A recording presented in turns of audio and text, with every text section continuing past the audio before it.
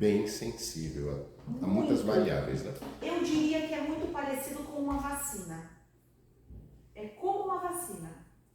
Tanto para o sistema imune, quanto para os cuidados que a gente tem que ter com a vacina. Qualquer vacina tem que ficar refrigerada em temperatura, porque ela é sensível, ela tem uma sensibilidade física térmica e física mecânica, a movimentos abruptos e a temperatura, assim como uma vacina.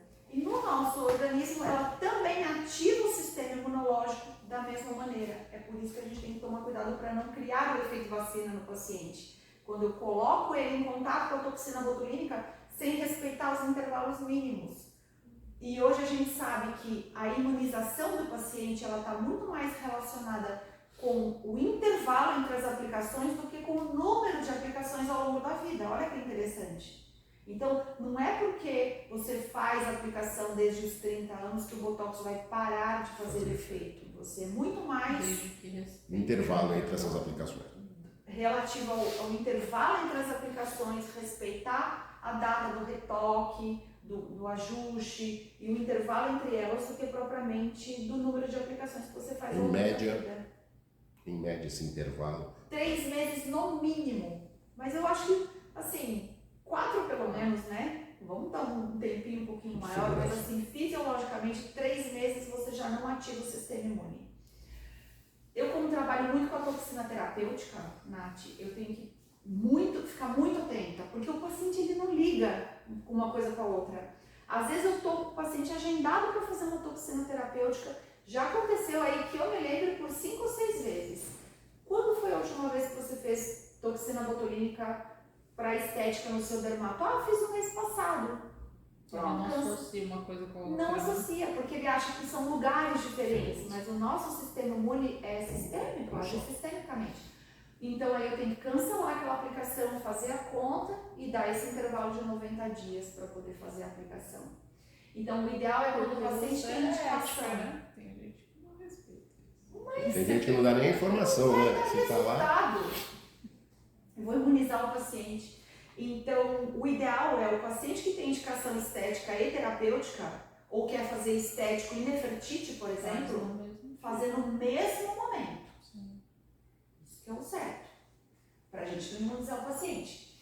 Essa partezinha da aula vai responder muitas coisas para vocês também. Eu vou explicar para vocês como que é o mecanismo de ação da toxina botulínica. Olha lá, Rogério, nossa molécula. Eu fiz ela em desenho e fiz de forma esquemática para que a gente possa entender quais são os elementos protetivos e sensíveis e quais são os elementos de fato ativos da toxina botulínica.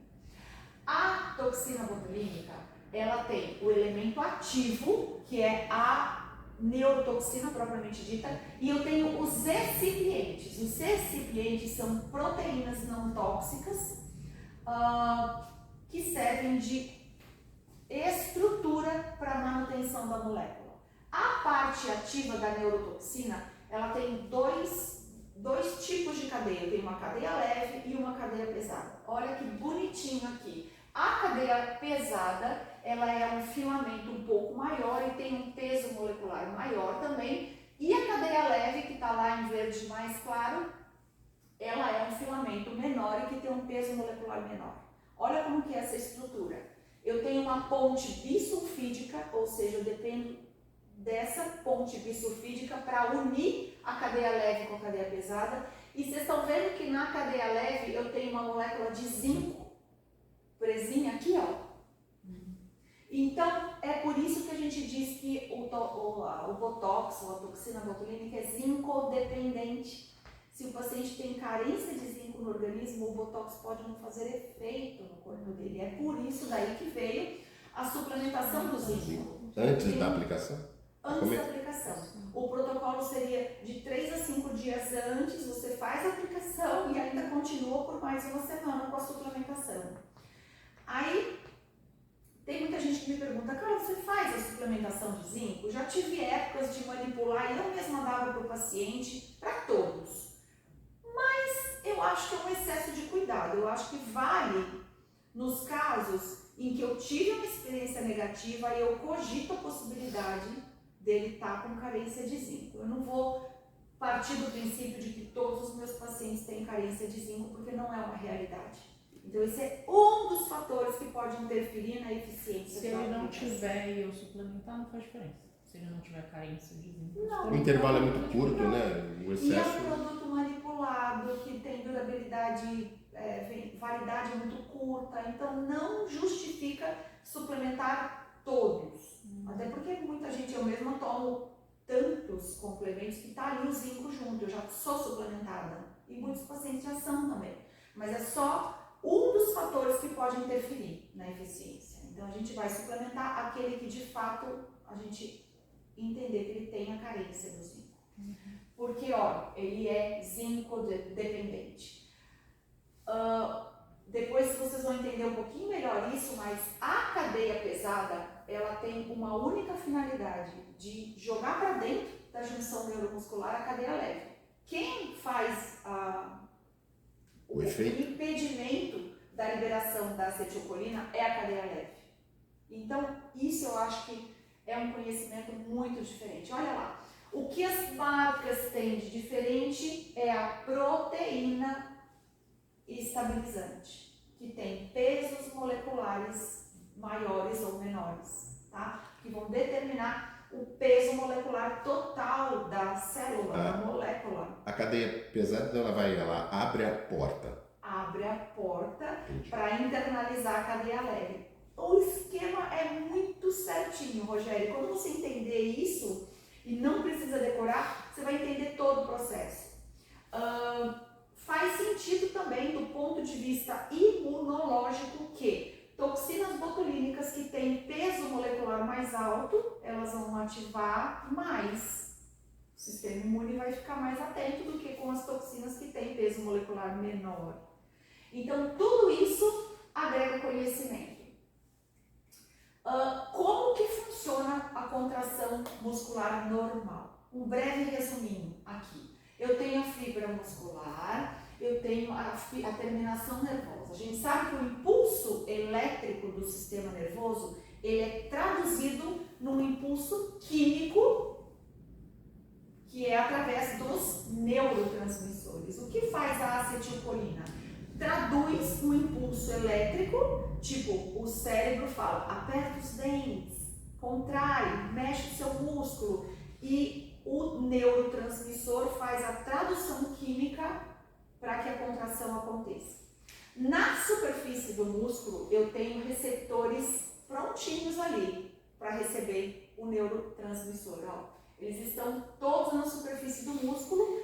E como que a questão acontece? Vem um impulso do cérebro para fazer a contração que ativa as vesículas sinápticas que estão dentro da terminação nervosa, tá vendo? Tem um monte de terminações de vesículas sinápticas, elas se abrem, liberando o que tem dentro delas. O que tem dentro delas? A acetilcolina e outros mediadores também. Olha só, a acetilcolina é liberada no meio extracelular, ela se une ao cálcio, que a gente sabe também da importância do cálcio na movimentação muscular. Então, os receptores da fibra, olha, são dependentes da acetilcolina e do cálcio. Eles se ligam no receptor, o músculo contrai. É isso que acontece na contração normal. E o que acontece quando esse músculo está submetido sob a ação da toxina botulínica? Na terminação nervosa, quando a molécula de toxina botulínica entra em contato com a terminação nervosa, ela abre, a cadeia pesada, como você falou, ela serve de transportador, ela abre o caminho para a internalização da cadeia leve, a cadeia leve se une ao receptor das vesículas sinápticas e não permite que essa vesícula se abra. Então, eu não tenho a liberação da acetilcolina. Uma vez não tendo a liberação da acetilcolina, os receptores da fibra muscular permanecem inativos, porque o cálcio sozinho, ele não consegue fazer a contração. Perfeito, né? Então, o que a toxina botulínica faz? Ela inibe temporariamente e seletivamente a liberação da acetilcolina.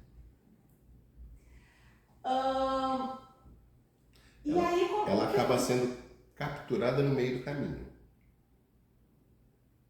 Isso. No meio extracelular ali, sim. Ela, Pensa nisso microscopicamente. ela em vez de ir para o cálcio, a toxina acaba capturando ela e não deixando ela chegar, a grosso modo.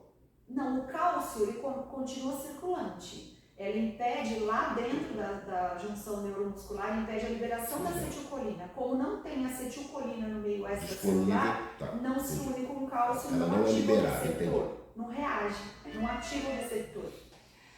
Então tá, então olha, essa aqui é uma terminação nervosa que foi inativada pela toxina botulínica. Quando que essa terminação nervosa vai voltar a funcionar?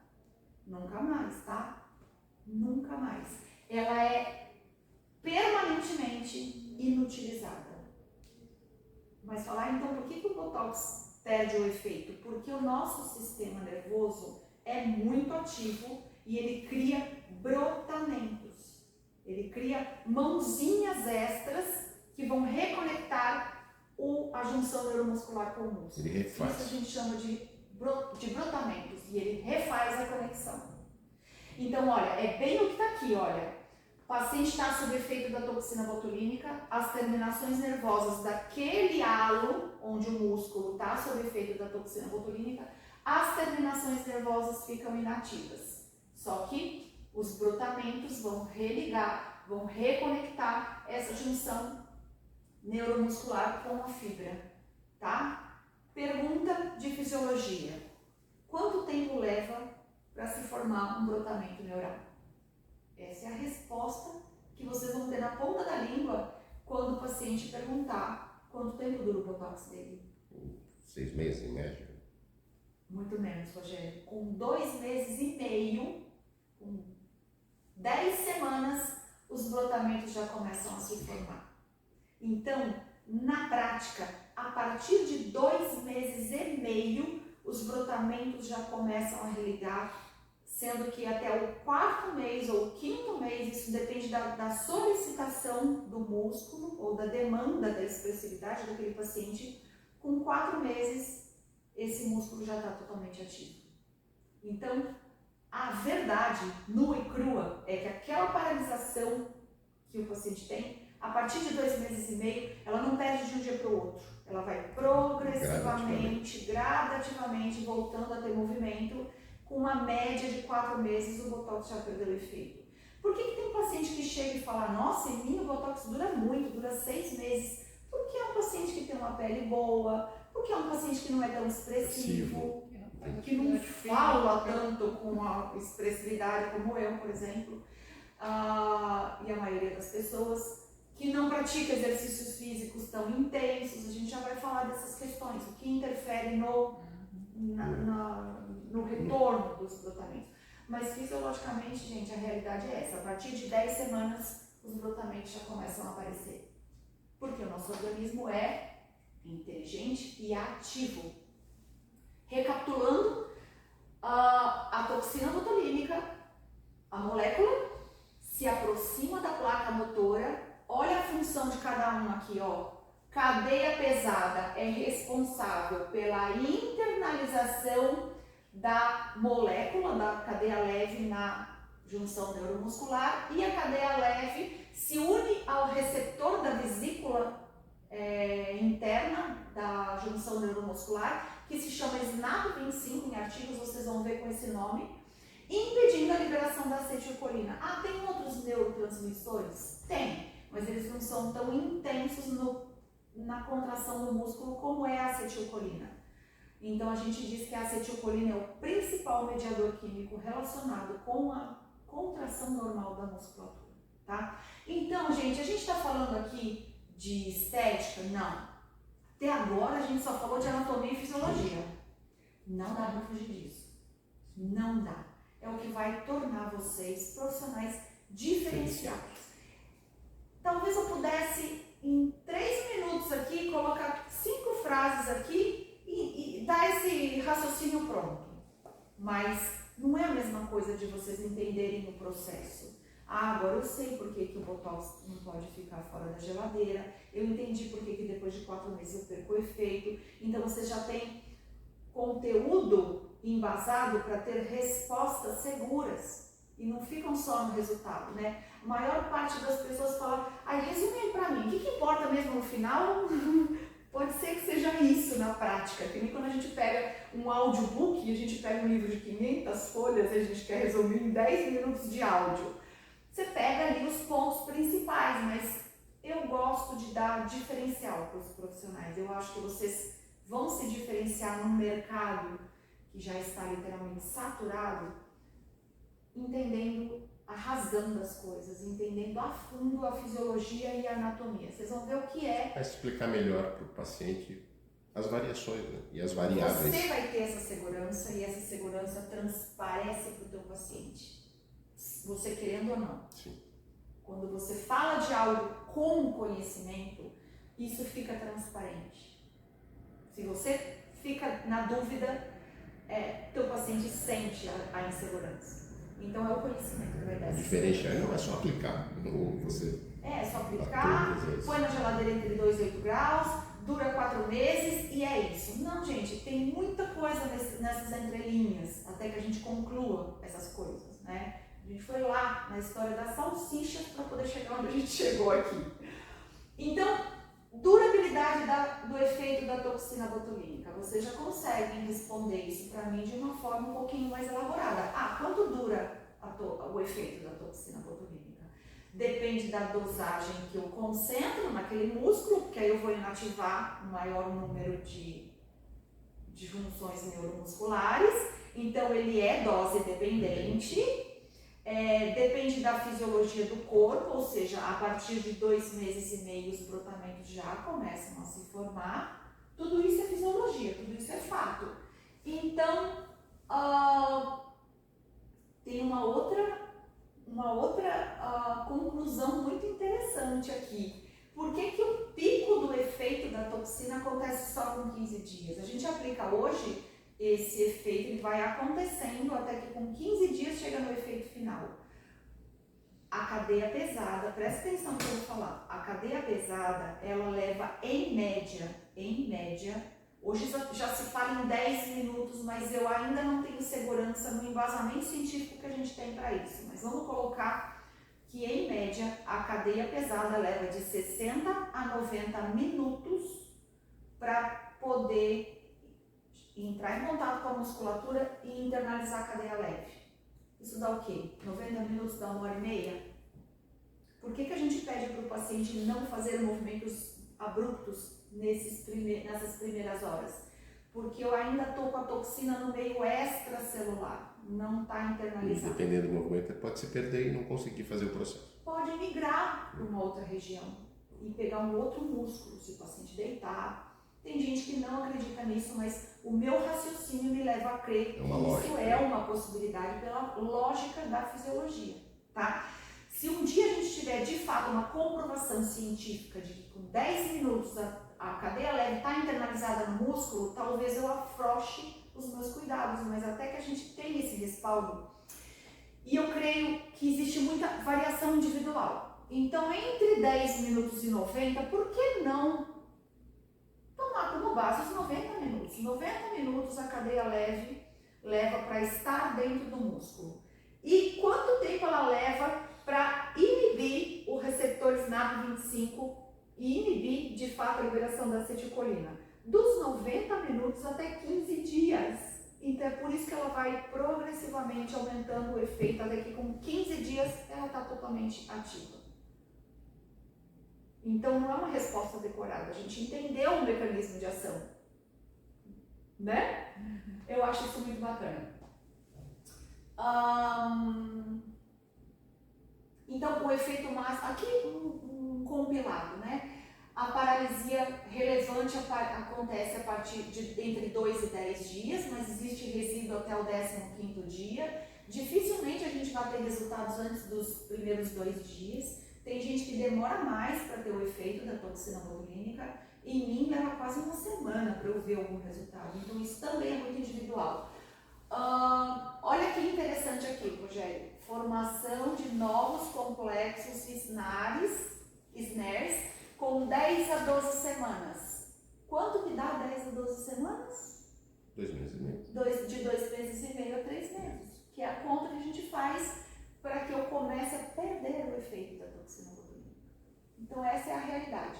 O efeito clínico ele é maior naquelas situações em que eu falei para vocês. Quando o paciente é pouco expressivo, quando ele já está com a pele bem cuidada, quando ela age em casos de hiperidrose, a durabilidade dela é maior, por exemplo, também para vocês tratarem sudorese. Então aí o efeito dela já vai ser maior, já se espera um efeito clínico maior. Mas falando em paralisação de musculatura damínica, é a partir de 2 meses e meio, 3 meses, os complexos já começam a se formar novamente, tá? Então, olha só, de 20 a 90 minutos a cadeia pesada internaliza a molécula, a cadeia leve. De 180 minutos até o 15º dia acontece o processo de clivagem proteolítica, ou seja, a parte ativa do processo de fato, que é o impedimento da liberação da acetilcolina. E o que acontece com as proteínas e com os resíduos? Eles são absorvidos rapidamente e excretados por via urinária em menos de 24 horas. Tá? Então esse é o processo de metabolização da toxina botulínica quando entra em contato via injeção intramuscular no corpo do paciente. Joia? Existe como aumentar a durabilidade do Botox? Em função de tudo isso que a gente falou, do mecanismo de ação, vocês acham que tem como aumentar o efeito do Botox? Muito pequeno.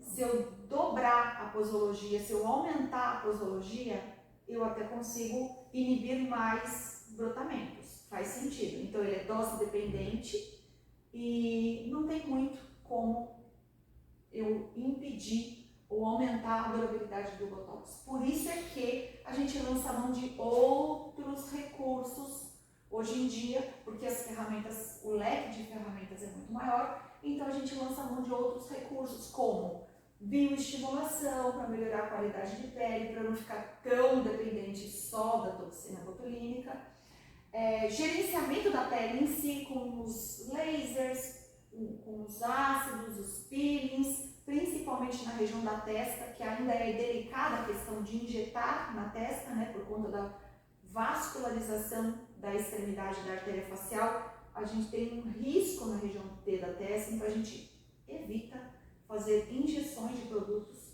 na região da testa. Então a gente gerencia isso de uma outra forma, para que não dependa só do Botox, o resultado estético. Tem toxicidade a toxina botulínica? Bom, estima-se que eu precisaria, isso tem estudos em macacos, que uma dose letal corresponderia a 5.000 unidades. A gente usa de 100 a 200 unidades no máximo em face e pescoço, ou se eu for abordar músculos corporais, no máximo de 200 a 300 unidades, dependendo da indicação. Mas eu nunca vou chegar numa dose que seja letal, tá? É lógico que eu tenho que tomar cuidado com a musculatura da orofaringe, para não trazer transtornos para essa musculatura aqui da deglutição, principalmente nas aplicações em pescoço, porque o músculo platisma é muito superficial. Então as aplicações em pescoço elas são muito superficiais. Se a gente for perpendicular com a agulha, a gente acaba pegando parte da musculatura da orofaringe. Inclusive existem relatos na temperatura de pacientes que ficam com dificuldade de deglutição, mas aí é erro técnico e erro de posologia talvez. Mas ela não tem toxicidade. E os insucessos no tratamento, eles têm relação, como eu falei para vocês, muito mais com a falta de resultado, né? E aí eu posso ter um paciente que é não responsivo primário ou secundário e tudo relacionado com a imunogenicidade do paciente, tá? Esse paciente que não responde já logo de cara, o que a gente vai desconfiar? A gente vai desconfiar que eu posso ter reconstituído numa diluição errada, que a posologia foi inadequada, que o local foi inadequado, que a indicação foi inadequada ou que ainda a expectativa do paciente foi irreal. Agora, nos secundários, Aqui já entra aquele paciente que a gente não respeita o intervalo das aplicações, que a gente exagera no retoque. Antigamente a gente até usava esse termo, você tem que vir para o retoque. Gente, quando a gente fala em retoque, caracteriza como se aquilo fosse parte do processo ou uma necessidade, e não é. O ideal é que a gente não necessitasse do retoque. Eu considero o retoque como uma pequena correção de assimetrias que podem acontecer em altura de sobrancelha, coisas bem pontuais, porque a gente tem que ter em mente que o retoque ou o complemento de dose, o que é complemento de dose? Você ir lá e aplicar em cima de um músculo que você já aplicou, você só está aumentando o poder de resposta imunológica do paciente, tornando esse paciente num não responsivo, tá? Por conta da imunogenicidade do paciente, joia? Então, ainda com relação à imunogenicidade do paciente, eu tenho toda aquela questão que tem a ver com a ativação do sistema imune, nessa sequência que está descrita aqui, por conta, um dos fatores seria o peso molecular, o tamanho da molécula que vai ativar o sistema imune, tá? Ou o intervalo entre as aplicações que pode não estar sendo respeitado, colocando o corpo em contato com esse antígeno, fazendo com que o sistema imunológico responda e deixe de dar o efeito esperado para o produto. Então, a conclusão que a gente chega é que a falta de resposta ou a falta de resultado tem muito mais a ver com a frequência das aplicações do que propriamente com o número de aplicações que a gente faz, tá? Isso é muito importante a gente ter em mente. Me obrigando aqui a tomar um pouquinho de água, né, tá? Isso aí. A hora que você quiser parar, cara, são 10h40.